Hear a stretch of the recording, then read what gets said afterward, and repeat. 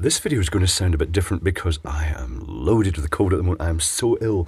It's kind of strange that at the same time, Dave of EEV blog on the other side of the world sounds like he's got something similar, but the last few days have been memorable. But that's okay, I'm better now. I couldn't have made this video yesterday, but I can make it now. But it may not be up to scratch. It might not be up to the usual standard because, yeah, I'm a bit washed out.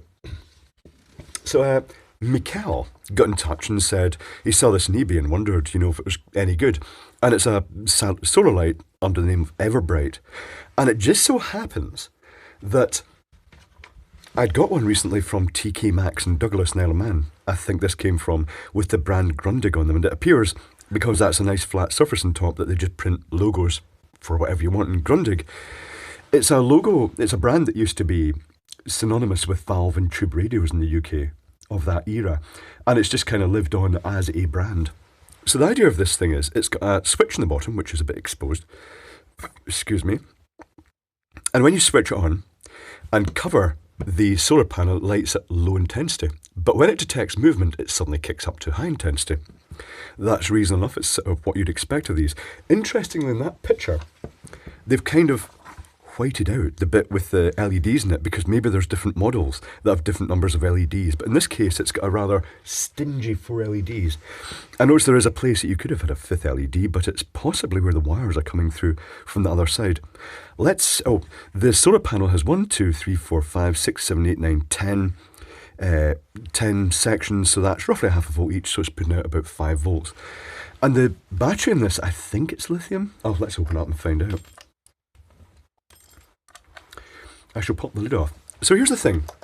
Maybe it's a sort of autistic technical twist thing, but I've had this illness that happen every so often in my life, that when you go to bed at night, you get trapped in loops, your dreams. It's very hard to tell when you're awake or asleep.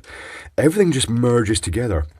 I suppose in a way it's kind of feverish. And your dreams just go round in a loop. And when you kind of wake up and come out of them, it just, as soon as you go to sleep, it starts off again. Oh, is that it is. It's a pack. It's not lithium. It's a pack of 3 nickel metal hydride cells, which means they're going to have very simple charge circuitry. Basically a diode, and that's it. It's going to rely purely on the fact that nickel metal hydride cells, you can charge them continually with trickle charging, and the output of this solar panel is not going to be massively high. So that will just basically, whatever light it gets will go into these, and any more will just continually flow through them.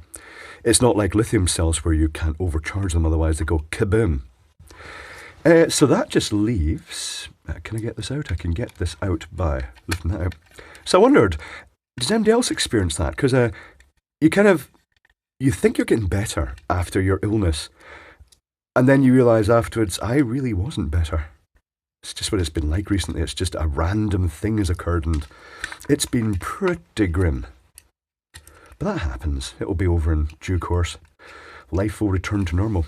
This is not coming out. Oh, actually, you know what? That screw there will probably help greatly.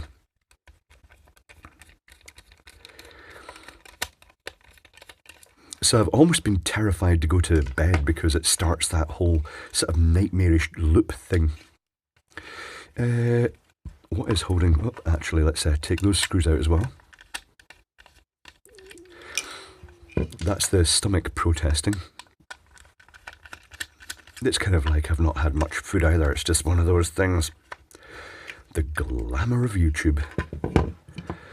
So the circuit board, I'm guessing that's a BISS0001. And I see a couple of transistors, which means that they're doing that thing that one of those transistors will be turning the lights on at full intensity. Can I get this out? Is it stuck in? Let's see if I can just pop this out in some way. Is there another screw I don't know about? Yes, there is another screw. Let's stop using pressure until I've removed that screw. They've added little bits of sleeving over the battery contacts there, presumably to stop them shorting, but it's kind of moved up out the way.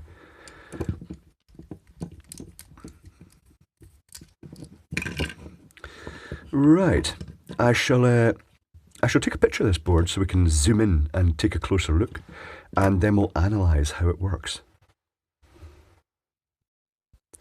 So here's a closer look at the circuit board, and we'll start at the power supply. So this is the solar panel coming in the red wire.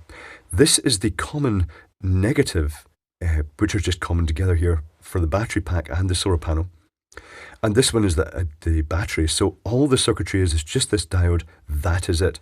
It's interesting to note the switch, which is these two wires here, disconnects the battery from the circuitry, but it doesn't actually disconnect it from the solar panel. So technically speaking, it can still charge that up even if it's turned off, which is quite a nice feature, really. There's a low dropout voltage regulator.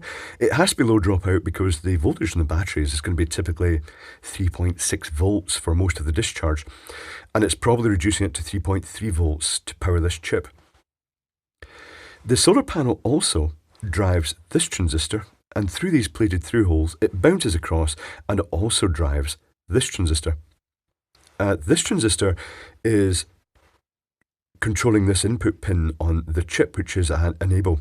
Although the detection circuitry is still trying to trigger the chip in, the actual control module in here that controls output, it's prevented from doing so by the external input pin. So that effectively turns it off while there's daylight about it, disables that chip from controlling the output.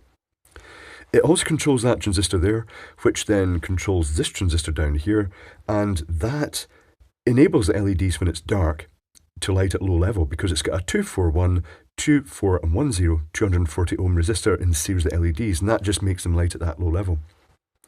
When it's triggered, the passive infrared detector control chip turns on this transistor, and it's got two 3.9 ohms, 3R9, 3.9 ohm in parallel, which is effectively 2 ohms, which will make the LEDs light up a lot brighter, and it does. Is there much more to say? There's not. The rest of these components are purely support components for the amplifiers and sort of trigger threshold generators for this chip. They're just the sort of stock timing components. And the runtime, I think it's retriggerable. That would be probably this pin. The runtime is typically per trigger about 10 seconds. And that's it. Not really much to say. It is a fairly textbook design. There's nothing really radical there. So that's this unit. It's a fairly common unit. It goes under various brands. It works. The one thing it's going to fail in this probably, let's zoom back out here, is probably going to be, it's got this seal that deflects water down past the circuitry, which is good. But the thing at the bottom, it's got drainage holes, but there is a risk that if water gets in to the switch, it's going to corrode. But that's an easy enough fix. You can just bypass that. You can even bridge solder across the contacts, the back of that switch, or just put a wee link across this on the circuit board if it does that. The other thing that might fail is the nickel metal hydride cells tend to bake after a few hot summers and then lose their capacity.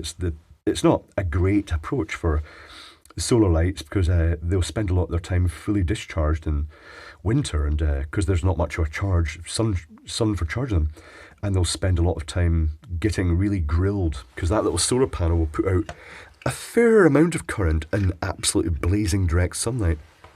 But it's a logical, sensible design. It's absolutely fine. And now it's time for me to go to bed and see what delightful terrors my brain has awaiting for me tonight.